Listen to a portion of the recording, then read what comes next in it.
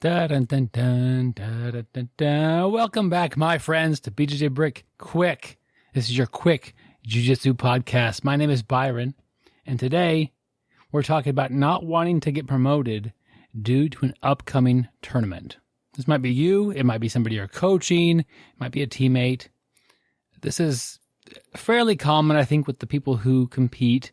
They want to, it's a difficult thing. These belts that we have are such a wide span of time. You could be a blue belt for several years, purple belt for many years, and brown belt, and it's always statistically more difficult when you jump up one. You might have a bunch of killers at purple and almost nobody at brown belt and something like that. But all the people at brown belt were once competing in that purple belt division and started as a new purple belt, and then had their good matches, and then had their matches where they started to win, and then they bumped to that brown belt. And so now that you're going to do that, though, you're going to get those people. And it's common for people to not want to be in the position of just getting promoted right before a tournament. It's understandable. It's frustrating. And sometimes people will try to time things with their coach. Give me one last tournament or something like that. And that's really up, to you and your coach. And, it may not be up to you at all. It might just be up to your coach about when they hand you your belt. You might have a bit of a discussion about that. And, people have mixed feelings about this, and as do I. I don't really downgrade people. If you're winning tournament after tournament after tournament, and you've been that belt color for many years, it's probably time to bump up. If you're a fairly new blue belt and you crank out a few wins in a row, you're just a good blue belt, and maybe you get promoted quicker than most, but the blue belt version of you is really good. The problem that the competitors have is that they want to do well, and in fairness to other competition, other people out there competing, they don't want to keep bumping into somebody who basically would do really well or even win a purple belt division if you're in a blue belt. That's not, you compete, you want good matches, you want competitive matches.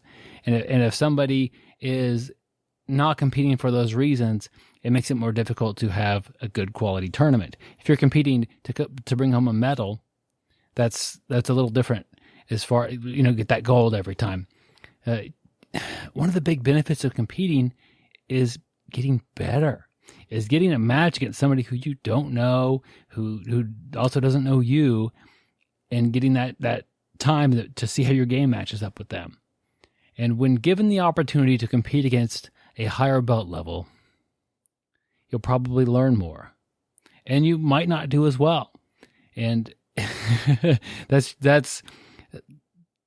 thing that used to happen a lot with me when I competed back in the 2003, 2004 time frame.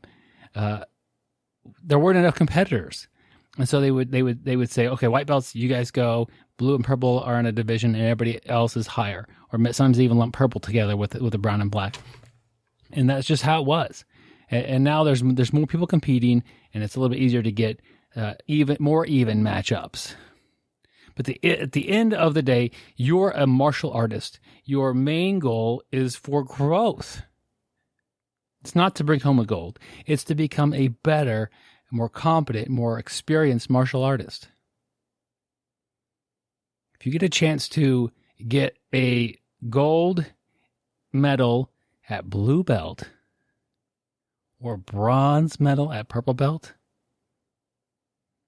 I don't know. I think the bronze is a big step up. You probably learned a bit more. And in 3 or 4 more years down the road, you'll be grateful that you took that step up. But man, I know it's fun getting medals, getting gold. The other thing, don't tell your coach what to do. They're your coach for a reason. And they do have, oftentimes, misaligned goals. Like if you want to step up earlier and you want to have those tough matches and maybe come home with a few less medals, your coach might want to have students that really do well at tournaments. Your coach might want to bring home more gold medals to show and advertise and grow the school with than less medals. So there's kind of, you have to see it from their perspective as well. What do they want for themselves? What do they want for you? You're a paying customer. You're a student. Your goal is to grow. Anyway, let me know what you think. I'd like to hear your comments. And I know this is a tricky topic. And don't fault you if you've, hey, I'm getting promoted today. Can we wait 2 weeks until I get my next belt? And I want to do a tournament, one last tournament. I know that's understandable. But then again, what would you have learned in that next rank up? Anyway, if you have a topic you want me to cover, send it in, BjjBrick@gmail.com. Until then, stay sweaty, my friends.